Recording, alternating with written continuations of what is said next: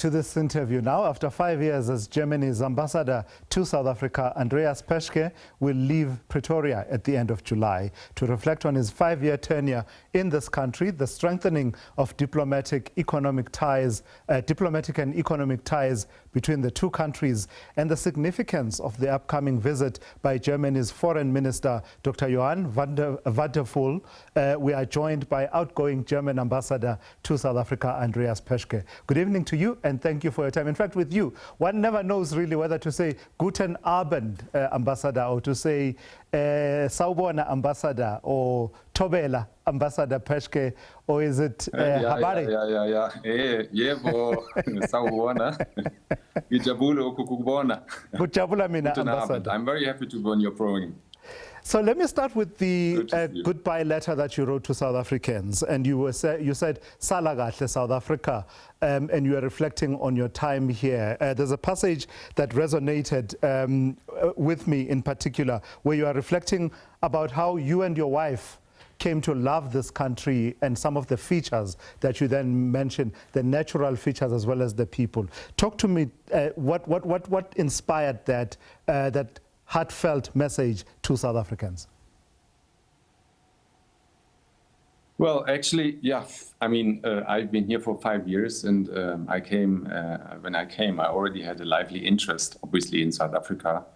You know, I'm telling you a secret now. I started learning a little bit of isiZulu back in the 90s when I was at university, because everybody was so enthusiastic about the democratic change, about the release of Nelson Mandela, about the first democratic election in South Africa. So that was a reason for us to, you know, turn to at least one of the South African languages. Mm-hmm. So I came with a lively interest, and then, you know, I spent 5 years. I traveled up and down the country. I was at the seaside, in the mountains, in the veld. So nature is beautiful, but, you know, even more beautiful was our interaction and our contact with the people of South Africa, their diversity, their warm-heartedness, and their spiritual depths. So that was really amazing.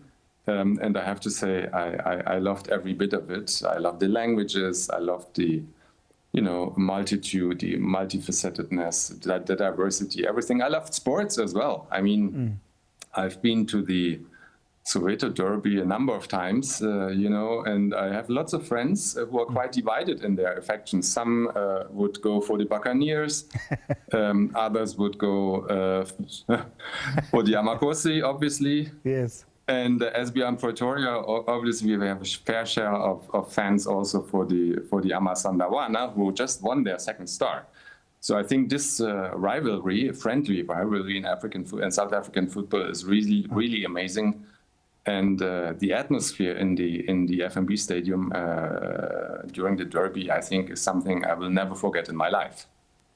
Why do you believe that the way you carried yourself as ambassador to South Africa resonated and connected with many South Africans in a field where it's quite easy to be businesslike and be focused on the over 600 businesses that do business in South Africa and the jobs that they create and trade, and also brokering, you know, back channels when things don't seem to work right?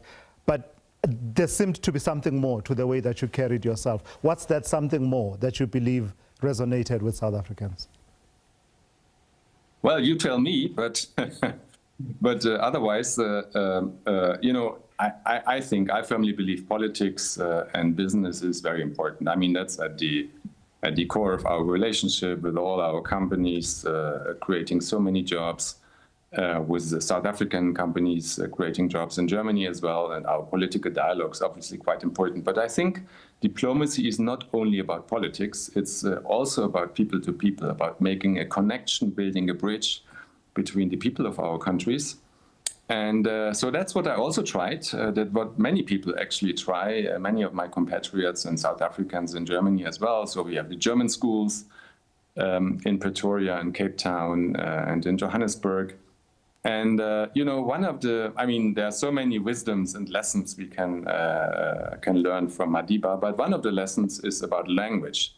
So he said, when you want to somebody to understand you, you speak a language he understands, or she. But when you want to reach his or her heart, you try to speak his or her language. So I think, whenever South Africans come to Germany, try to speak German, immediately our hearts will open to them.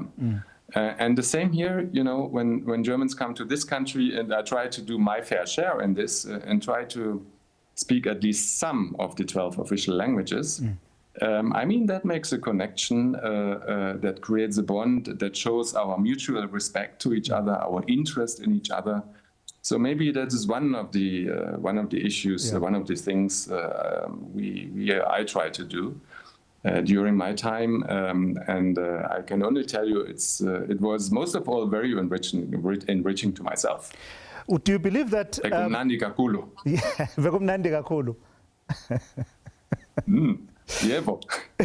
Ambassador, do you believe that you almost had to step up and show an alternative path because of some of the events, geopolitical events, that had South Africa at the center, that were happening, that coincided with your time here? The G20 hosted by South Africa, then followed by a G20 where South Africa is not welcome, and you as Germany needing to step up and say, there is no G20 without South Africa.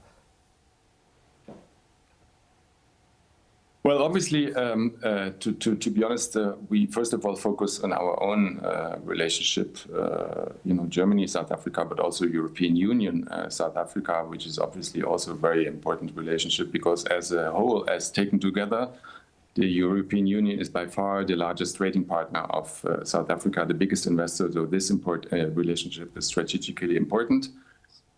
So we try to focus on this, but then we work in a context, obviously. And when this historic G20 presidency in South Africa came around the corner, of course, we all had to step up our game. We all had to invest. First of all, South Africa itself, it did a marvelous job to organize this presidency. But then also we as partners, G20 partners of South Africa, in order to make this presidency a success. So obviously, we invested maybe more than we would have invested in a normal year. And then, from our point of view, and our chancellor said it loud and clearly, South Africa belongs to the table. And for us, South Africa is obviously a natural part of the G20. And we hope it will return after taking a short break. It will return to the table as quickly as possible. Another example, actually, where we really also together had to try to, be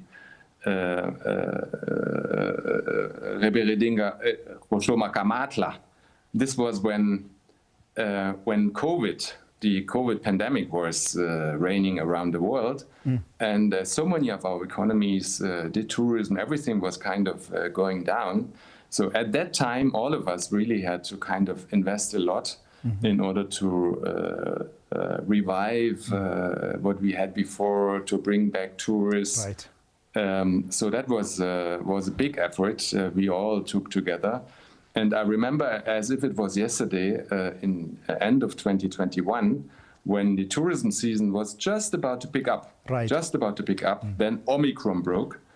And then, we really fought hard for our national carrier, Lufthansa, not to stop flights to South Africa, which they didn't. And that was at the beginning, at the roots of an amazing tourism recovery. We are again at over 300,000 tourists from Germany in a year to South Africa. Ambassador, it's a conversation I really, really don't want to end, but I am a slave of time, so I do need to end it at this point. Siyabonga kakhulu, Ambassador. Uhambe kahle, sizokukhumbula. Ami ngiyabonga. Usale kahle, ngiyabonga.